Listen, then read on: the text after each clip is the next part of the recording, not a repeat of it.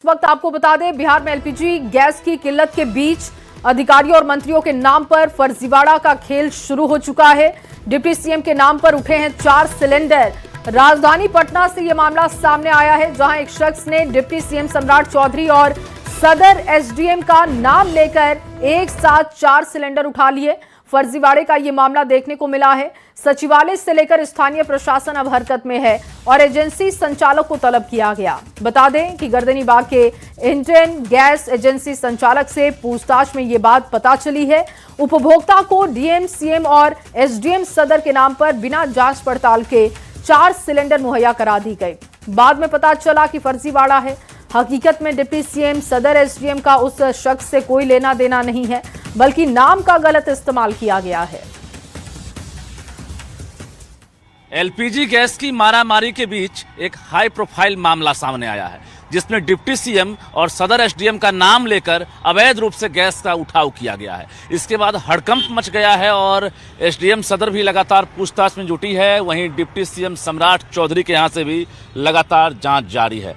इस बीच जो Indian gas agency के संचालक हैं हमारे साथ हैं, क्या लग रहा है आपके पास जो कस्टमर पहुंचे थे जी, कैसे उन्होंने नाम लिया और आपने गैस उन्हें दे दिया? देखिए, अभी जो समय है गैस का तो संकट है और कस्टमर्स कंप्लेन कर रहे हैं कि धमकी दे मान के चलिए कि भाई मैं डिप्टी सीएम के यहाँ से मैं कंप्लेन कर दूंगा। और उस दिन जिस दिन ये घटना घटी उस दिन काफ़ी भीड़ थी। भीड़ तो गैस एजेंसी में है ही। और हमारे स्टाफ आके बोले कि कुछ कस्टमर्स हैं, वो कह रहे हैं कि हमारे डिप्टी सीएम के यहाँ से हम आए हैं, और उसी में उन्होंने बताया कि सदर, डीएम या एसडीएम और डिप्टी सीएम के आदमी आए हैं गैस के लिए। तो हमने कहा तो हमारे पास गैस नहीं है, और अगर गैस है तो जाके देख लिया। वही 4 पीस गैस बचा हुआ था तो दिलाए। बाद में जब इसकी पड़ताल की गई तो वो कस्टमर्स ही थे, हमारे ही कस्टमर्स थे जिनका गैस बुक करके हमने गैस दिया था।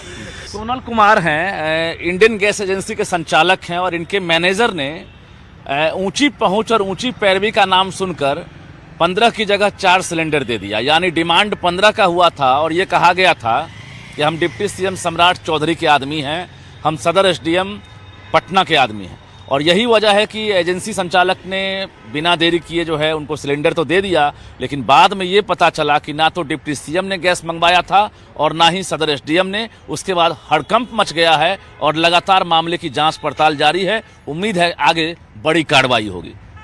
कैमरामैन संत के साथ रजनीश कुमार, न्यूज़ 18 पटना। और चलिए, इस बीच आपके सामने एक और बड़ी खबर रखते हैं। पटना से ये बड़ी जानकारी। सीओडी जबलपुर से AK-47 चोरी मामले में बड़ा फैसला हुआ। एनआईए की विशेष अदालत ने 5 आरोपियों को दोषी करार दिया है। दोषियों को 10-10 साल की सजा सुना दी गई है। आरोपी 8 साल पहले ही जेल में काट चुके हैं और अब 2 साल और सजा काटनी होगी। दोषी ठहराए गए आरोपियों में सुरेश ठाकुर हैं, पुरुषोत्तम लाल रजक, नियाजुल रहमान, मोहम्मद इमरान आलम और शमशेर आलम शामिल बताए जा रहे हैं। वहीं 9 आरोपियों को साक्ष्य के अभाव में बरी कर दिया गया।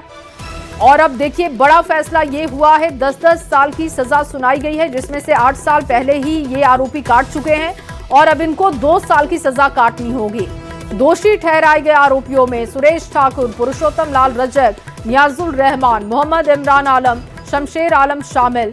9 आरोपियों को साक्ष्य के अभाव में बरी कर दिया गया था, लेकिन बाकी बचे हुए जिन लोगों ने 8 साल की सजा काट ली है, उनको और 2 साल की सजा काटनी होगी। AK-47 मुंगेर में तस्करी का मामला था। अपराधी नक्सलियों को बेचे गए थे AK-47। जबलपुर के मामले को लेकर क्या पूछना क्या? देखिए, इस केस में जबलपुर ऑर्डिनेंस फैक्ट्री से प्रोसिक्यूशन के द्वारा एलिगेशन लगाया गया था कि वहाँ से हथियार कुछ AK-47 अदर वेपन्स को गायब करके ये अदर नक्सलाइट और अदर टेररिस्ट ऑर्गेनाइजेशन को प्रोवाइड किया गया था। लेकिन साक्ष्य के अभाव में माननीय न्यायालय के द्वारा जो है 11 तारीख को इस केस में जजमेंट पारित किया गया, जो कि 14 अभियुक्त में से 9 अभियुक्त को रिहाई कर दी गई और 5 अभियुक्त को कन्विक्शन किया गया। आज सेंटेंस के बिंदु पे सुनवाई थी और सेंटेंस के बिंदु पे सुनवाई करने के बाद माननीय न्यायालय के द्वारा, माननीय न्यायालय स्पेशल कोर्ट के द्वारा जो है 5 अभियुक्त को 10-10 साल का सजा अवधि सजा किया गया। और उसमें से हमको लगता है कि 8 साल उनका पूरा हो चुका है और जो है 9 अभियुक्त को इस केस में रिहाई हुई है। और बाढ़ से अब आपके सामने बड़ी खबर रख रहे हैं, जहां गंगा स्नान के दौरान एक बड़ा हादसा हो गया। गंगा में महिला समेत 4 लोगों के डूबने की खबर है। 3 लोगों को सुरक्षित बाहर निकाला गया है। एक युवती का अभी तक पता नहीं चल सका है। गोताखोरों की मदद से लगातार तलाश हो रही है। घटना के बाद से अफरा तफरी का माहौल बना हुआ है। भीड़ मौके पर जुटी हुई है। बाढ़ थाना के उमानाथ घाट का ये मामला बताया जा रहा है, जहां पर लोग नहाने के लिए गए थे। महिला समेत 4 लोग गंगा में डूबे, जिनमें से 3 को सुरक्षित बाहर निकाल लिया गया है और एक युवती अभी भी लापता है। गोताखोरों की टीम लगातार रेस्क्यू करने में जुटी हुई है, लेकिन अब तक युवती के बारे में कोई जानकारी नहीं मिली है। जी,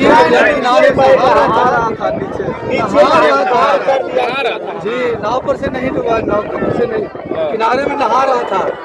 मुझे कुछ लगता चल गया धारा में। नहाने के बाद ये प्रशासन को फोन नहीं किए, प्रशासन नहीं आ रहा है। प्रशासन आया है। कितने लोग कितने और चलिए अब आगे बढ़ते हुए आपको दिखा देते हैं खबर 1 मिनट। T20 विश्व कप जीतने के बाद भारतीय क्रिकेट टीम के स्टार बल्लेबाज ईशान किशन अपने पैतृक घर नवादा पहुंचे, जहां पर विश्व विजेता खिलाड़ी की एक झलक पाने के लिए फैंस की भारी भीड़ दिखाई दी। दिखाते हैं आपको ये रिपोर्ट। प्रशंसकों की भीड़ अपने स्टार क्रिकेटर ईशान किशन की एक झलक पाने को बेताब है। लोग उनके साथ तस्वीरें लेने के लिए उत्साहित दिखाई दिए। T20 विश्व कप जीत के बाद स्टार क्रिकेटर ईशान किशन अपनी दादी से मिलने नवादा आए थे। इस दौरान ईशान की दादी डॉक्टर सावित्री शर्मा ने अपने पोते का गर्मजोशी से अभिनंदन किया। ईशान के नवादा आने की खबर मिलते ही उनके प्रशंसकों की भीड़ दादी के घर के बाहर जुटने लगी। अपने पसंदीदा खिलाड़ी की एक झलक पाने के लिए लोग काफी देर तक इंतजार करते रहे। बढ़ती भीड़ को देखते हुए पुलिस ने इलाके में कड़ी सुरक्षा व्यवस्था भी की। बाद में लगभग 3 घंटे रुकने और सभी से मुलाकात करने के बाद ईशान किशन पटना के लिए रवाना हो गए। इस दौरान उन्होंने मीडिया से दूरी बनाए रखी। इस मौके पर उनकी दादी डॉक्टर सावित्री शर्मा ने कहा, पोते के विश्व कप जीतकर घर आने से बहुत खुशी हो रही है। उसने देश का नाम रोशन किया है। अब वह आगे IPL की तैयारी में भी जुट गया है। विश्व कप जीत के बाद घर लौटे ईशान किशन के स्वागत से पूरे इलाके में उत्सव जैसा माहौल देखने को मिला।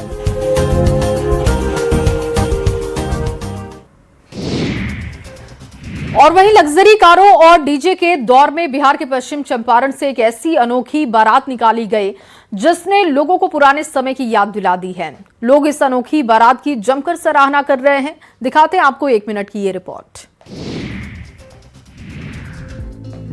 एक बारात ने सबका मन मोह लिया। इस बारात में न लग्जरी गाड़ियां न दूसरा तामझाम। डोली में बैठा था दूल्हा और बैलगाड़ी में निकले बाराती, जिसे देखकर 90 के दशक की यादें ताजा हो गई। लोग इस अनोखी बारात की जमकर सराहना कर रहे हैं। आज के समय में जहां विवाह में स्टेटस सिंबल दिखाने के लिए लोग महंगी गाड़ियों से लेकर हेलीकॉप्टर तक की सेवाएं ले रहे हैं, वहीं यह अनोखी बारात ने इस क्षेत्र में कौतूहल पैदा कर दी है। मामला पश्चिम चंपारण के थरुअड़ क्षेत्र के कटैया गाँव का है। यहाँ इंजीनियर देवशील कुमार और बिहार पुलिस में कार्यरत सोनिया कुमारी की शादी को देखकर 90 के दशक की यादें ताजा हो गई। जहां शादियों में लग्जरी गाड़ियों और बड़े काफिलों का चलन बढ़ गया है, वहीं इस बारात में करीब 30 बैलगाड़ियों का इंतजाम किया गया। बाराती बैलगाड़ियों पर सवार होकर दुल्हन के घर पहुंचे, जिसे देखने के लिए रास्ते भर लोगों की भीड़ जुटती रही। सबसे खास बात यह रही कि दूल्हा देवशील कुमार ने भी स्कॉर्पियो या किसी लग्जरी कार की जगह पालकी में बैठकर बारात निकाली, जिसके बाद यह बारात लोगों के लिए आकर्षण का केंद्र बन गई। बताया जा रहा है कि 9 मार्च को संपन्न हुई इस शादी का वीडियो अब सोशल मीडिया पर तेजी से वायरल हो रहा है।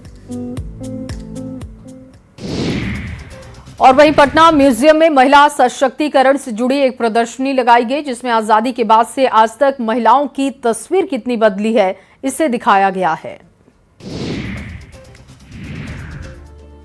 महिला सिर्फ एक शब्द नहीं, बल्कि जीवन की शक्ति, ममता और त्याग का प्रतीक है। महिला की माँ, बहन, बेटी और पत्नी बनकर परिवार और समाज को जोड़कर रखती है। आज की महिला केवल एक घर तक सीमित नहीं है, बल्कि शिक्षा, खेल, राजनीति, विज्ञान और व्यापार हर क्षेत्र में आगे बढ़कर अपनी पहचान बना रही है। पटना म्यूजियम में प्रदर्शनी के माध्यम से लगाए गए इन तस्वीरों से आप समझ सकते हैं कि पटना म्यूजियम में लगभग 45 तस्वीरें महिलाओं से जुड़ी कई कहानी बयां कर रही है।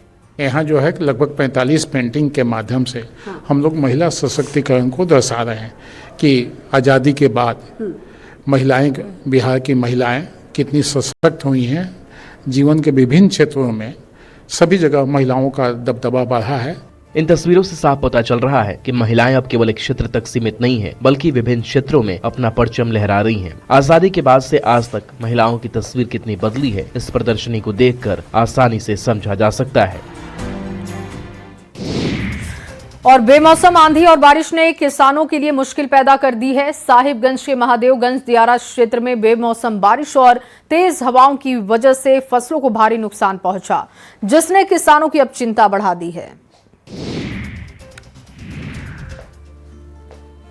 फसल कटने को तैयार और फिर किसानों को झेलनी पड़ी मौसम की मार। बेमौसम आंधी और बारिश ने एक बार फिर से किसानों के लिए मुश्किलें पैदा कर दी हैं। किसानों की मेहनत और मौसम ने पानी फेर दिया है। तस्वीरें जो आप देख रहे हैं ये साहिबगंज के महादेवगंज दियारा क्षेत्र का है, जहां मार्च का महीना आमतौर पर किसानों के लिए फसल कटाई की तैयारी का समय होता है, लेकिन इस बार मौसम की बेरुखी ने किसानों की चिंता बढ़ा दी है। बेमौसम बारिश और तेज हवाओं के कारण गेहूँ और मक्के की फसल को भारी नुकसान पहुँचा है। गेहूँ 2 एकड़, 1 एकड़ मकई लमसम रात के आंधी तूफान वर्षा के चलते खेत में गिर गया है। लमसम मेरा 2 लाख का क्षति हुआ है। सरकार से आप क्या मांग है? हमको कुछ मुआवजा मिलना चाहिए। किसानों का कहना है कि इस बार गेहूं और मक्के के दाने कमजोर और छोटे रह गए हैं, जिससे उत्पादन पर सीधा असर पड़ने की आशंका है। खेतों में फसल बीत जाने से कटाई में भी दिक्कतें आ रही हैं और पैदावार में गिरावट की संभावना जताई जा रही है। और बिहार सरकार की पहल पर अब जीविका दीदी की रसोई का पौष्टिक और स्वच्छ खाना ऑनलाइन फूड प्लेटफॉर्म के माध्यम से सीधे ग्राहकों तक पहुंचेगा। ये कैसे पहुंचाया जाएगा, क्या है इसके पीछे की प्लानिंग, दिखाते हैं आपको इस रिपोर्ट में। कहते हैं अगर हौसला हो तो रसोई भी रोजगार का रास्ता बन जाती है। इसी को ध्यान में रखते हुए बिहार में जीविका दीदी की रसोई की शुरुआत की गई। वहीं अब जीविका दीदियों के हाथों से बना खाना ऑनलाइन फूड डिलीवरी प्लेटफॉर्म के जरिए सीधे लोगों तक पहुंचेगा। ऐसे में अब लोगों को घर में बैठे जीविका दीदी के हाथों से बने खाने का स्वाद मिल सकता है। मुख्यमंत्री नीतीश कुमार अपने समृद्धि यात्रा के तहत कटिहार पहुंचे, जहां उन्होंने जीविका दीदियों के लिए रोजगार सृजन से जुड़े इस नए पहल का उद्घाटन किया। डीएम आशुतोष द्विवेदी ने ये बताया है कि ये पहल महिलाओं को आत्मनिर्भर बनाने की दिशा में एक बड़ा कदम है और इससे कई परिवारों की जिंदगी बदल सकती है। साथ ही लोगों के घरों तक शुद्ध और पौष्टिक खाना पहुंचेगा। अब जीविका दीदियां अपने हाथों से बना शुद्ध और घर जैसा खाना ऑनलाइन प्लेटफॉर्म के जरिए बेच सकेंगी। इससे न सिर्फ लोगों को भरोसेमंद और साफ सुथरा भोजन मिलेगा, बल्कि इन महिलाओं की आमदनी भी बढ़ेगी और वो आर्थिक रूप से भी मजबूत बनेंगी। और सुपौल से खबर, जहां नाबालिग लड़की की पिटाई कर जबरन शादी कराने का मामला आया है सामने और इस दौरान लड़का लगातार अपनी पढ़ाई की गुहार लगाता रहा। ये मामला कहां का है, दिखाते हैं आपको इस रिपोर्ट में। कभी कभी एक पल किसी की पूरी जिंदगी बदल देता है, लेकिन जब फैसले भीड़ करने लगे तो सपने भी मजबूर हो जाते हैं। बिहार के सुपौल से सामने आई घटना ने फिर यही सवाल खड़ा कर दिया है कि क्या आज भी किसी की जिंदगी का फैसला भीड़ करेगी। प्रिंस कुमार, जिसके सपने अभी पढ़ाई और भविष्य को लेकर थे, लेकिन उसे शायद अंदाजा भी नहीं था कि एक मुलाकात उसकी जिंदगी को अचानक बदल देगी। करीब 8 महीने पहले सोशल मीडिया के जरिए उसकी दोस्ती एक लड़की से हुई। फिर एक दिन मंदिर में मिलने के लिए लड़की ने बुलाया, लेकिन मंदिर में मुलाकात के कुछ ही पलों के बाद माहौल बदल गया। गाँव के कुछ लोगों ने दोनों को देखा और देखते ही देखते वहाँ पर भीड़ इकट्ठा होगी। वायरल वीडियो में साफ दिखता है कि प्रिंस बार बार कह रहा है कि वो अभी पढ़ाई कर रहा है, इस उम्र में शादी नहीं करना चाहता है, लेकिन भीड़ के शोर में उसकी आवाज दब गई। आरोप है कि पहले उसकी बेरहमी से पिटाई की गई और फिर दबाव बनाकर दोनों नाबालिगों की जबरन शादी करा दी गई। परिवार का कहना है कि बेटा घर से सामान लेने निकला था, लेकिन उन्हें पूरी घटना का पता तब चला जब सोशल मीडिया पर वीडियो वायरल हुआ। ऐसे में सवाल यही उठता है कि क्या सपनों से बड़ी भीड़ का फैसला हो सकता है।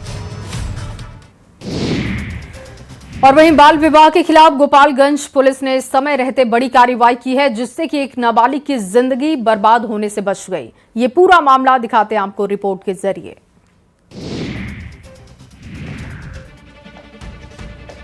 कभी कभी एक फोन कॉल और प्रशासन की समय पर की गई कार्रवाई किसी की पूरी जिंदगी बदल सकती है। एक तरफ जहां सरकार की ओर से लड़कियों को सशक्त बनाने के लिए कई तरह के पहल किए जा रहे हैं, तो वहीं दूसरी ओर कुछ लोग ऐसे भी हैं जिनकी मानसिकता आज भी महिलाओं को लेकर आगे नहीं बढ़ सकी है। बिहार के गोपालगंज में भी कुछ ऐसा ही हुआ, जहाँ एक नाबालिग लड़की की शादी होने वाली थी, लेकिन समय रहते प्रशासन ने पहुंचकर बाल विवाह को रोक दिया। थावे दुर्गा मंदिर के पास एक गेस्ट हाउस में शादी की पूरी तैयारी चल रही थी। मेहमान जुट चुके थे, रस्में शुरू होने वाली थी, लेकिन तभी प्रशासन को सूचना मिली कि यहाँ एक नाबालिग लड़की की शादी कराई जा रही है। सूचना मिलते ही प्रशासन और पुलिस की टीम मौके पर पहुंची और छापेमारी कर शादी रुकवा दी। जांच में पता चला कि 17 साल की लड़की की शादी उससे करीब 10 साल बड़े युवक से कराई जा रही थी और शादी के बाद उसे मुंबई ले जाने की तैयारी थी। सदर एसडीएम और बाल विवाह निषेध अधिकारी ने बताया कि दोनों परिवारों से बॉन्ड भरवाया गया है और लड़की के बालिग होने से पहले उसकी शादी नहीं कराई जाएगी।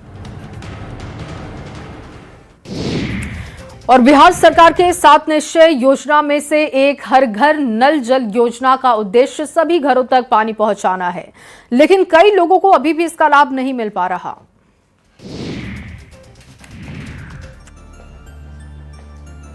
बिहार सरकार की 7 निश्चय योजना के तहत शुरू हुई हर घर नल जल योजना का मकसद था हर घर तक साफ पानी पहुंचाना। कई जगह यह योजना लोगों के लिए जीवनदायिनी साबित हुई, लेकिन कुछ गांव ऐसे भी हैं जहां आज भी पानी के लिए संघर्ष जारी है। बिहार के नवादा के सदर प्रखंड का लक्ष्मीपुर गांव, जहां आज भी जल नल योजना लोगों के लिए एक सपना बनी हुई है। सरकार की महत्वाकांक्षी हर घर नल जल योजना का लक्ष्य था हर घर तक नल की पानी पहुँचाना, लेकिन लक्ष्मीपुर में हालात कुछ और ही कहानी बयां करते हैं। यहाँ जिनके पास पैसे है वो अपने निजी बोरिंग या चापाकल से पानी का इंतजाम कर लेते हैं, लेकिन जिनके पास यह सुविधा नहीं है उन्हें रोजाना पड़ोसियों के घर जाकर पानी लाना पड़ता है। गांव के पुराने कुएं और चापाकल भी अब जर्जर हो चुके हैं। ग्रामीणों का कहना है कि पानी के लिए रोजाना जद्दोजहद करनी पड़ती है और कई बार दूसरों पर निर्भर रहना पड़ता है। हालांकि पंचायत से नगर परिषद वार्ड में शामिल होने के बाद लोगों की उम्मीदें फिर से जगी है। यानी मुश्किलें आज भी है, लेकिन उम्मीद अभी भी बाकी है।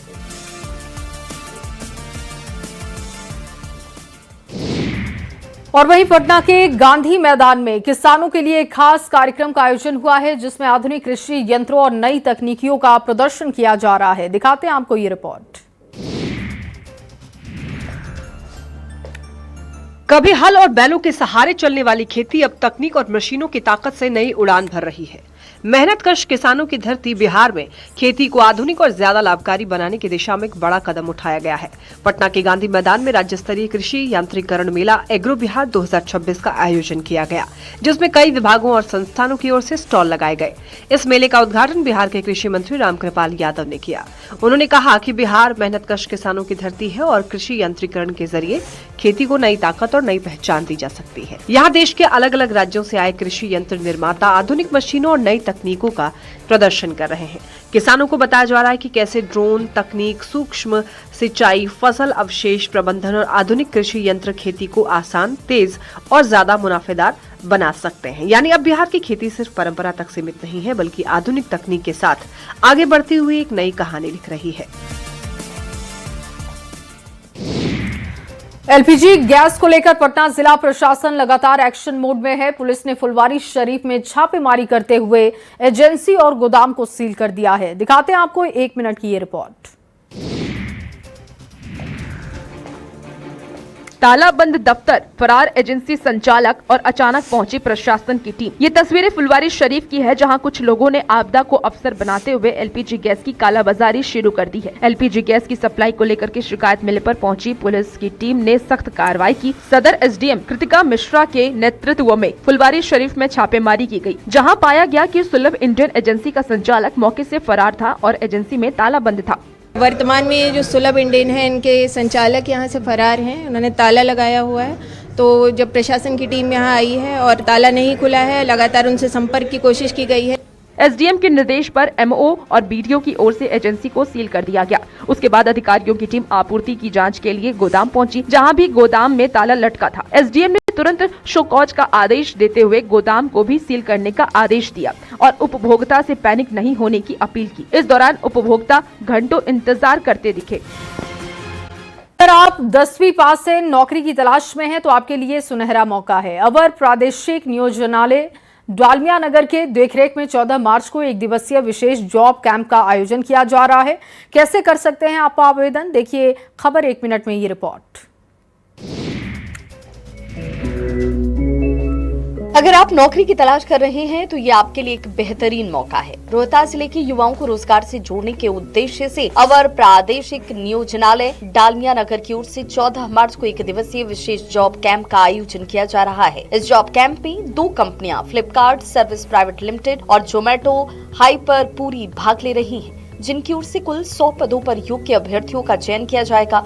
जिला नियोजन पदाधिकारी ने कहा कि जॉब कैंप में भाग लेने वाले अभ्यर्थियों को अपने साथ सभी आवश्यक दस्तावेज लाने अनिवार्य होंगे। इसमें बायोडेटा, पते का प्रमाण पत्र, Aadhaar card, PAN card, passport size photo, शैक्षणिक योग्यता प्रमाण पत्र और बैंक पासबुक शामिल हैं। इस जॉब कैंप में पुरुष और महिला दोनों अभ्यर्थी भाग ले सकते हैं। ये जॉब कैंप रोहतास के युवाओं के लिए अपने भविष्य को बेहतर बनाने का एक शानदार अवसर है। इसीलिए अगर आप नौकरी की तलाश में हैं तो 14 मार्च को आयोजित इस जॉब कैंप में जरूर पहुंच। और वहीं पतरातू प्रखंड के टोकी सूद के संथाली आदिवासी बाहुल्य लमकी टांड में गर्मी की आहट के साथ ही पेयजल संकट गहराना शुरू हो चुका है। हर घर जल नल जलापूर्ति योजना का भी लोगों को सही से लाभ नहीं मिल पा रहा है और ऐसे में लोगों की परेशानी बढ़ चुकी है। पानी सिर्फ एक जरूरत नहीं बल्कि जीवन की सबसे बड़ी ताकत है। कठिनाइयों के बावजूद लमकी टांड के ग्रामीण हर दिन नई उम्मीद के साथ संघर्ष कर रहे हैं। यह हमें सिखाता है कि हालात चाहे जैसे भी हों, हिम्मत और उम्मीद कभी नहीं छोड़नी चाहिए। दरअसल गर्मी की शुरुआत होते ही रामगढ़ के पतरातू प्रखंड के टोकी सूद पंचायत के संथाली आदिवासी बाहुल्य लमकी टांड में पेयजल संकट गहराने लगा है। करोड़ों रुपए की लागत से फिल्टर प्लांट बनाए गए थे और पाइपलाइन के जरिए हर घर तक नल लगाकर जलापूर्ति की व्यवस्था की गई थी। लेकिन ग्रामीणों का कहना है कि नल में 15 दिनों में एक बार पानी आता है, कभी कभी तो 1 महीने तक पानी मिलता ही नहीं। इधर पानी का बहुत समस्या है। जो टोकी सूद जल पूर्ति है, इससे हम लोग को लाभ नहीं मिलता है जो मिलना चाहिए। यहाँ पर महीना में 15 दिन में मिला तो ठीक है, नहीं मिला तो भी मुश्किल है मिलना। लमकी टांड के लोग मजबूर होकर पास के हाड़ी, नदी और कुएं से पानी लाने को विवश हैं। सुबह होते ही महिलाएं और बच्चे पानी के इंतजाम के लिए घर से निकल जाते हैं।